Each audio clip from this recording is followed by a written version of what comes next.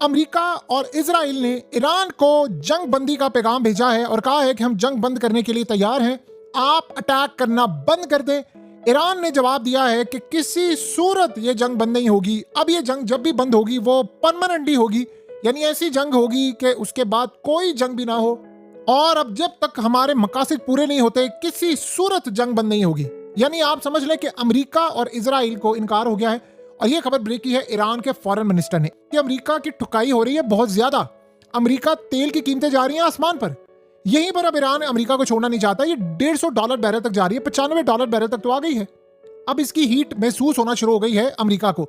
असल में ईरान चाहता भी यही था। अभी तो आप देखें ना कि जंग को सिर्फ 5-6 दिन हुए और 6-7 दिन के अंदर ही अब आप गौर करें कि अमेरिका ने घुटने टेकने शुरू कर दिए। वो आप छोड़ दे डोनाल्ड ट्रंप को, मैं ये कर लूंगा वो कर लूंगा, उसके सारे देखिए 4 थाड़ तबाह हो चुके हुए, उसके सारे डिफेंस सिस्टम तबाह हो गया। और जो अब ईरान अटैक कर रहा है वो अटैक अब तक के सबसे ज्यादा खतरनाक अटैक है। उन्होंने कहा जी हम सीज फायर चाहते हैं, लेकिन ईरान ने जो अब अटैक करना शुरू किया है वो कद्र, इमाद, खैबर शिकन और उसके अलावा आप सोचें कि दीगर उन्होंने धड़ाधड़ मिसाइल मारना शुरू किए। तो ये असल में अब जो सबसे खतरनाक मिसाइल हैं वो अमेरिका को हिट कर रहे हैं, वो इजराइल को हिट कर रहे हैं।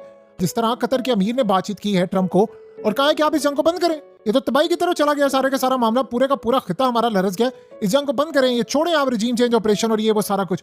तो अब उनके लिए काफी ज्यादा परेशान कौन सूरत हाल है कि वो करे क्या। देखिए जितनी तवक्का वो ईरान से कर रहे थे, ईरान ने उससे कम से कम 100 गुना ज्यादा तो बड़ा इस वक्त रद्द-ए-अमल दिया है और वो अटैक करने में कामयाब हुआ है। ईरान के पास अब कोई ऑप्शन नहीं सिवाय आखिरी लम्हे तक जारी जंग रखने के, और कोई ऑप्शन नहीं है। आपने उनका लीडर मार दिया है। देखिए पहले भी मुज़ाकरात का झांसा देकर ऐन मुज़ाकरात के दौरान हमला किया, ये 2 दफा हो चुका है। तो इसलिए ईरान इस मरतबा इस धोखे में नहीं आएगा। अब असल बात यह है कि अभी तो ईरान ने वो मुज़ाकरात वाले सारे मामला ही खत्म कर दिए हैं।